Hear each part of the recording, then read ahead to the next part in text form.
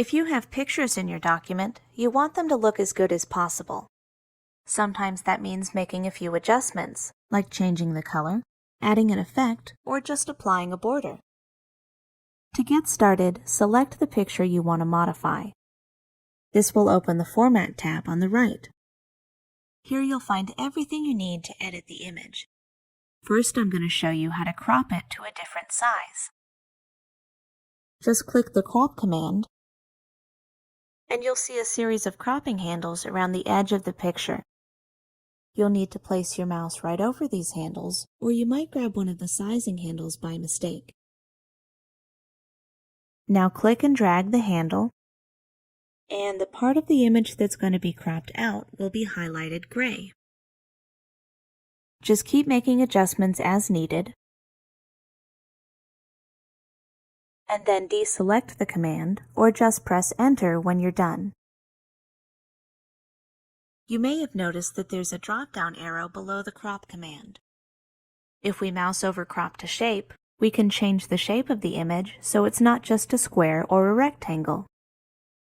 I'm going to choose the teardrop shape, which, as you can see, matches the rest of the graphics in my document.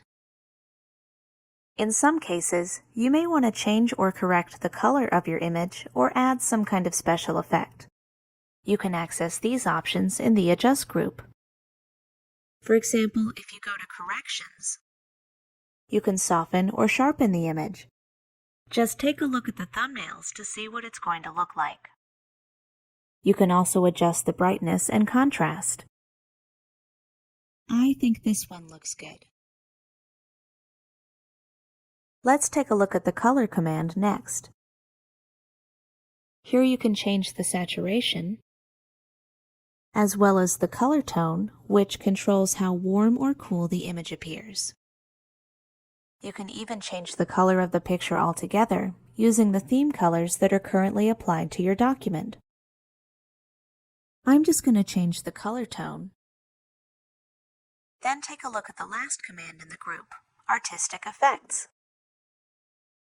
Now, you probably don't want to use an artistic effect on every picture, but in some cases they can really help you enhance your document.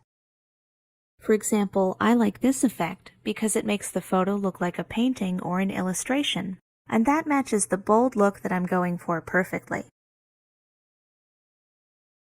If you're looking for more ways to enhance your images, you might want to try the Picture Styles group. Here you can add frames, drop shadows, and other picture effects all in a single click. If you don't like any of the presets, you can use the commands on the right instead. In this example, I'm going to add my own border, and then open the command again to make the weight a little thicker. Before you send out your document, you may want to compress any pictures that you've added. This will make the file size smaller, so the document will be easier to email or post on the web. First, make sure your image is selected, then click the Compress Pictures command.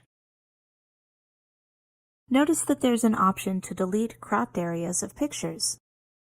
This will delete any cropped areas permanently instead of just hiding them, so they won't contribute to the file size. You can also change the resolution for the image. The email setting offers the lowest resolution, so it'll have the smallest possible file size.